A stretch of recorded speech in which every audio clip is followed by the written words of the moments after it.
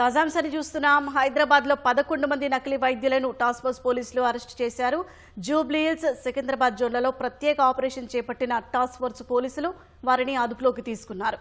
ఇక పూర్తి వివరాలు మా ప్రతినిధి రమేష్ అడిగి తెలుసుకుందాం. రమేష్, నకిలీ వైద్యులు ఎలాంటి వైద్యం అందిస్తున్నారు? వారిని ఏ ప్రాంతాల్లో పట్టుకున్నారు?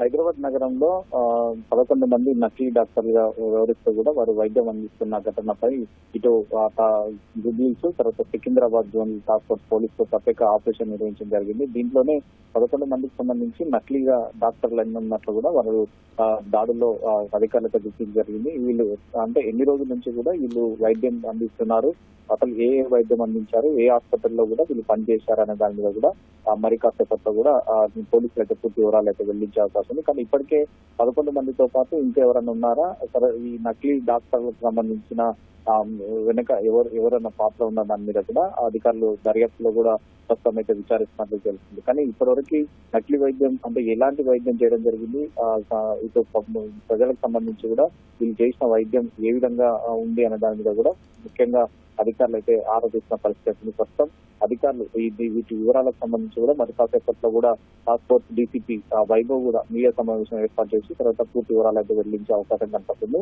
ఇప్పటి వరకు ఈ ఘటనలో 11 మందికి సంబంధించి మాత్రం హైదరాబాద్ లో పలు హాస్పిటల్లో మాత్రం పనిచేస్తారని చెప్పి కూడా అధికారులు గుర్తించారు. కాబట్టి దీని వెనుక ఇంకెవరున్న దాని మీద పాత్ర పైన కూడా పూర్తి వివరాలు మరి కాసేపట్లో అయితే డీసీపీ అయితే వెల్లడించే అవకాశాలు అయితే కనపడుతుంది.